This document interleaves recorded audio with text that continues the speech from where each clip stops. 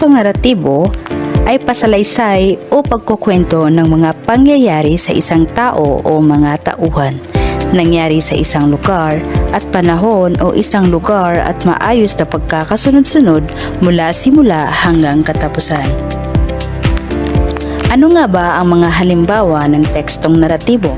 Halimbawa ng tekstong naratibo, maaaring nabibilang sa akdang fiksyon, nobela, maikling kwento, tulang nagsasalaysay, pabula, parabola, iba pang akdang fiksyonal. Ano naman ang maaaring nabibilang sa akdang fiksyon?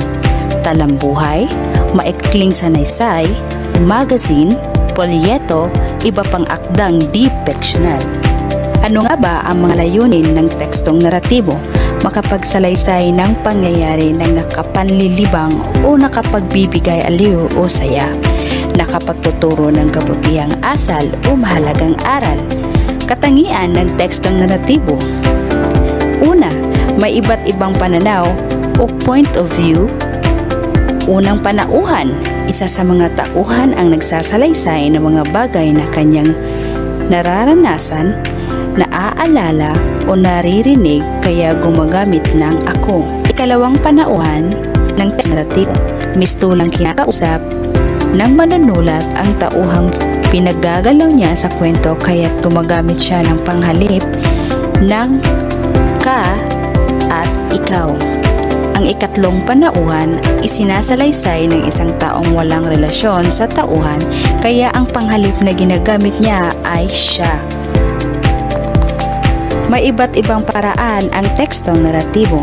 May paraan ng pagpapahayag ng dialogo, saloobin o damdamin. Una, direkta o tuwirang pagpapahayag. Ang tauhan ay direktang nagsasabi ng kanyang saloobin o damdamin at ginagamitan ng panipid. Halimbawa, Ashley, kakain na. Tawag ni Sam dahil sila ay kakain na. Pangalawa, di tuwirang pagpapahayag. Ang tagapagsalaysay ang naglalahad sa sinasabi, iniisip o nararamdaman ng tauhan sa ganitong uri ng pagpapahayag. Halimbawa, tinawag ni Sam si Ashley dahil sila ay kakain na. Iba't ibang uri ng mga elemento ng tekstong naratibo. Una, tauhan, gumaganap sa isang kwento. Nakikilala ang tauhan depende sa kung paano siya gumaganap sa isinasalaysay na kwento. May dalawang paraan sa pagpapakilala ng tekstong naratibo.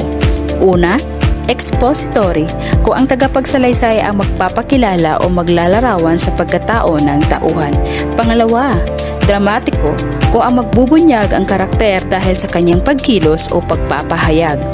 May iba't iba ring karaniwang tauhan sa mga akda ng tekstong naratibo. Una, pangunahing tauhan. Bida, umiikot ang mga pangyayari sa kwento mula simula hanggang katapusan. Pangalawa, katunggaling tauhan. Kontrabida, sumasalungat o kalaban ng pangunahing tauhan. Pangatlong karaniwang tauhan sa mga akda. Kasamang tauhan, kasama o kasangga ng pangunahing tauhan. Pang-apat, ang may akda, laging nakasubaybay ang kamalayan ng author. Dalawang uri ng tauhan sa tekstong naratibo. Una, tauhang bilog o round character, katangian na katulad din ng isang totoong tao. Nagbabago ang katauhan sa loob ng akda. Pangalawa, tauhang lapad or flat character, tauhang hindi nagbabago ang pagkatao mula simula hanggang katapusan. Ikalawang elemento ng tekstong naratibo, tagpuan at panahon. Tumutukoy sa lugar at panahon ng isinasalaysay. Mga halimbawa, sa bahay, sa opisina, alas. Pangatlong elemento ng tekstong naratibo, banghay or plot. Ito ang tawag sa maayos na daloy o pagkakasunod-sunod ng pangyayari sa mga tekstong naratibo upang mabigyang linaw ang temang taglay ng akda. Iba't ibang uri ng balangkas ng isang naratibo. Makikita natin dito kung ano ang pagkakasunod-sunod ng isang balangkas ng isang naratibo. Ang banghay o balangkas ng isang naratibo, pagkakaroon ng isang epektibong simula kung saan maipakilala ang mga tauhan, tagpuan at tema. B. Suliranin or problem. Pagpapakilala sa suliraning ihahanap ng kalutasan ng mga tauhan, partikular ang pangunahing tauhan. C. Pataas na aksyon or rising action. Pagkakaroon ng saglit na kasiglahan. D.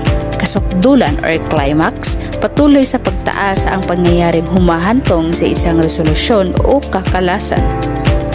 F. Wakas, ending. Pagkakaroon ng isang makabuluhang wakas.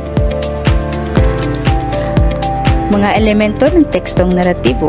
Anachrony, pasalaysay na hindi nakaayos sa tamang pagkakasunod-sunod. Tatlong uri ng anachrony. Analepsis or flashback, dito ay pinapasok ang mga pangyayaring naganap sa nakalipas. B. Prolepsis or flash forward, dito ay pinapasok ang mga pangyayaring magaganap pa lang sa hinaharap. Ellipsis, may mga puwang sa pagkakasunod-sunod ng mga pangyayari. Paksa o tema, sentral na ideya kung saan umiikot ang mga pangyayari sa tekstong naratibo.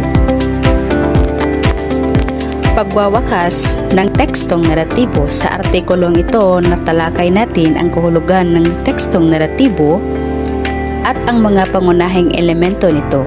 Nauunawaan na natin ang mga tekstong naratibo ay isang paraan ng pagkukwento ng mga kwento at karanasan sa pamamagitan ng mga karakter, tagpo, banghay, suliranin at tema. Ito ay isang makulay at makabuluhang bahagi ng ating wika at kultura na nagbibigay daan sa atin na maipahayag ang ating mga damdamin, mensahe sa iba.